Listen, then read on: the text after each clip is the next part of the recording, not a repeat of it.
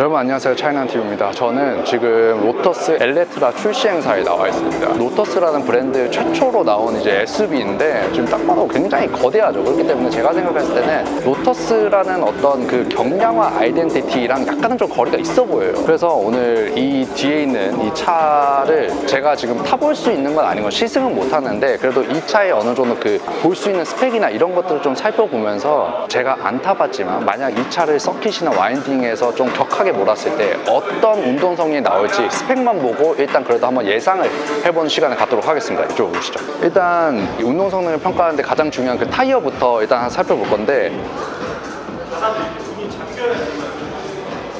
일단 이 뒤쪽 타이어 스펙을 보면은 315, 30, 22인치의 타이어가 껴져 있는데 이 정도라고 하면 이 차의 무게가 한 2.4톤에서 2.5톤 정도 되니까 오버 스펙도 아니고 그런 언더 스펙도 아니고 딱 적당한 스펙이라고 보여지는 게 X5나 X6 같은 경우에도 무게가 한 2.2톤 정도 되거든요. 근데 그 차의 뒷바퀴 폭이 315니까 뭐 나쁘지는 않은 스펙이라고 볼 수 있어요. 이게 한 600마력 정도 되는 차거든요. 그래서 이 600마력을 완전히 버텨주기에는 그렇게 부족하지도 과하지도 않은 스펙이다 라고 좀 말씀드릴 수 있을 것 같고, 지금 그리고 이 차가 지금 LSD가 당연히 들어가 있고 그 전자식 액티브 롤 스테빌라이저 들어가 있어요. 그러니까 롤도 굉장히 억제해주면서 LSD로 이 코너에서 스로틀을 밟을 때 그 웨린 뒷바퀴 엄청난 구동이 가기 때문에 그 구동을 버텨주기에 뭐 크게 나쁘지는 않은 스펙이다. 그리고 이 차의 좀 특징적인 면이 뭐냐면 이번 로터스에서 굉장히 신경을 썼다고 티가 나는 게 이런 에어로다이나믹 부분을 굉장히 신경 쓴 게 이게 실제로 뚫려 있는 거거든요. 이게 중요한 게 뭐냐면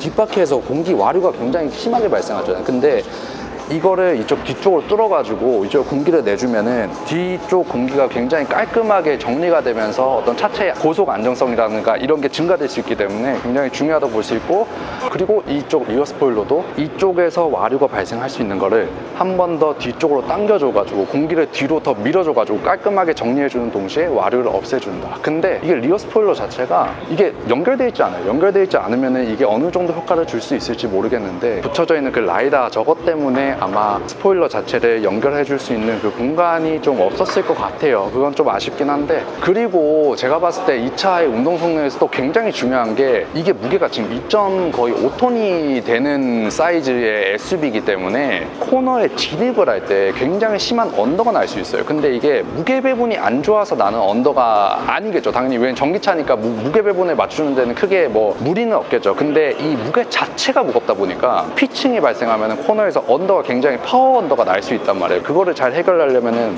타이어, 앞쪽 타이어 스펙이 굉장히 중요한데 275, 35, 23의 타이어가 들어가 있어요. 275 정도라고 하면은 이것도 뒷타이어랑 같이 뭐 오버 스펙도 아니고 언더 스펙도 아니에요. 트랙션은 유명한 아우디 Q8이나 Q7 같은 경우에는 앞에 285, 그 다음에 에스턴 마틴 DBX 같은 차도 앞에 285 사이즈를 껴놓고 있는데 275라고 하면은 딱 어느 정도 트랙션도 유지하면서 어떤 코너에서 돌아 나갈 때 앞쪽에 너무 넓은 타이어 때문에 날렵함이 떨어지지는 않게끔 하는 이 정도의 스펙이라고 볼 수 있어요. 보통 마세라티가 한 이 정도의 타이어 스펙을 넣어주기는 하죠. 이쪽으로 와보시면은 여기에도 사실 지금 이제 구멍이 뚫려져 있거든요. 그래서 이쪽에서 공기가 들어가가지고 공기가 이쪽으로 흐른단 말이에요. 이게 공기가 이 차의 중앙부로 흐르다 보면은 곳에서 공기가 이렇게 흘러가면서 공기가 빠르게 흐르면서 차의 앞면부를 딱 흔들리지 않게 딱 잡아줘요. 공기 스커트가 생겨가지고. 그리고 이렇게 차의 중앙부로 공기가 흐르면은 차의 어떤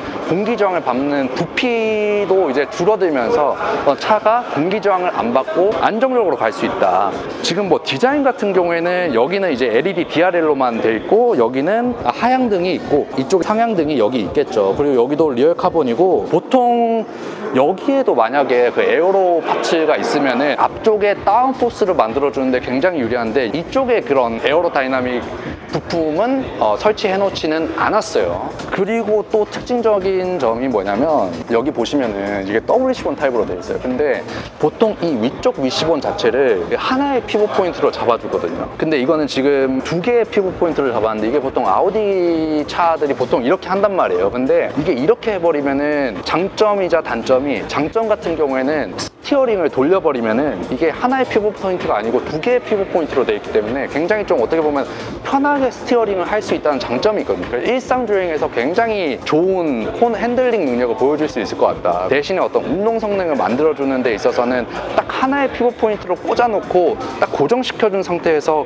이렇게 돌리는 게 아니고 이 두 개의 피벗 포인트로 어떻게 보면 움직임이 좀 자유롭다 보니까 스포츠카 같은 경우에는 이렇게 세팅은 안 하는데 이 차 같은 경우에는 특이하게 뭐 이런 식으로 좀 세팅을 했다라는 점이고, 지금 실내에 탔는데 가죽의 느낌 자체는 굉장히 좋고 이 버킷 시트의 느낌도 이 사이드 볼스터가 그렇게 과도하게 튀어나와 있지도 않고 많이 들어가 있는 편도 아니라서 그냥 몸을 그냥 적당히 잡아주는데, 이게 아마 조금 격하게 움직이면은 그래도 조금 잡아주는 능력이 그다지 엄청 좋을 것 같지는 않아요. 지금도 이렇게 딱 움직이면은 몸이 좀 자유롭게 움직이는 편이거든요. 그래서 엄청 몸을 핏하게 잡지는 않는다. 그리고 좀 특이한 점이 뭐 계기판 보면은 정말 최소한의 정보만 보이게 표시해놨는데 내연기관차가 아니다 보니까 RPM이 필요 없으니까 이런 게 가능한 것 같은데, 지금 그냥 속도계랑 배터리 잔량 표시를 보여주는 거고, 나중에 뭐 이건 시승차로 나중에 받고 나서 좀 자세히 리뷰하면 좋을 것 같고, 일단 소재 자체는 다 가죽.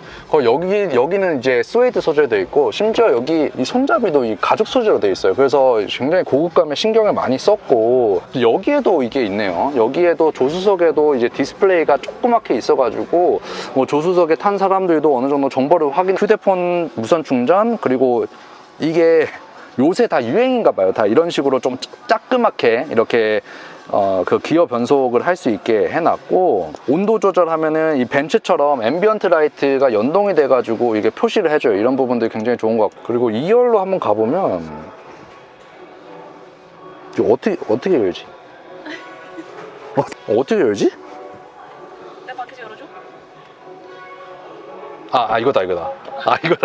그 2열에도 앉아봤는데 2열 공간은 진짜 엄청 넉넉하네. 이게 확실히 전기차다 보니까 이쪽에 이제 프로펠러 샤프트가 지나가는 자리가 없어서 평탄한 데 있어가지고 엄청 편하고, 이게 엄청 컴포트한 패밀리카라고 해도 믿을 정도로 착자감 자체가 굉장히 좋고, 이게 그렇다고 해서 엉덩이가 막 엄청 푹신푹신한 정도는 아니에요. 근데 이 가죽의 소재가 너무 부드럽고 좋아가지고 좀 엄청 편하다고 느껴지고, 레그룸 자체도 굉장히 넉넉해요. 이 정도면 사실 이 정도는 거의 뭐 전장이 5m고 휠베이스가 3m가 되는 SUV이기 때문에 이 정도 공간성은 당연히 나와야 된다고 생각을 합니다. 그리고 이게 시트가 등받이가 전동으로 리클라이닝이 되거든요. 보통 SUV들은 한 이 정도의 각도로 보여주고 있어요. 근데 전동으로 딱 내려가면은 애초에 앉았을 때부터 굉장히 편안했던 게 리클라이닝이 최대로 되어 있는 상태였어요. 그래서 장거리를 가도 뭐 충분히 안락하게 갈 수 있을 것 같은 그런 느낌입니다. 그래서 진짜 이 차를 타보면은 어떤 느낌일지 진짜 너무너무 궁금한데, 국내에 지금 출시가 아직은 미정이에요. 미정이긴 한데 그래도 가격이나 이런 것들이 조만간 곧 나온다고 하니까 굉장히 기대가 되고, 그리고 이제 로터스카 코리아가 조산대로에 이제 국내 1호 전시장이 생긴다고 하고, 이런 차 같은 경우는 AS 센터가 굉장히 중요하거든요. 이거는 이제 고양시 쪽에 서비스 센터가 올해 오픈을 한다고 합니다. 한번 제가 직접 타보고 이 차를 체험을 할 수 있다고 하면은 이 차의 어떤 운동 성능, 스포츠성 이런 것들을 정말 자세히 여러분들께 리뷰를 해드리도록 하겠습니다. 감사합니다.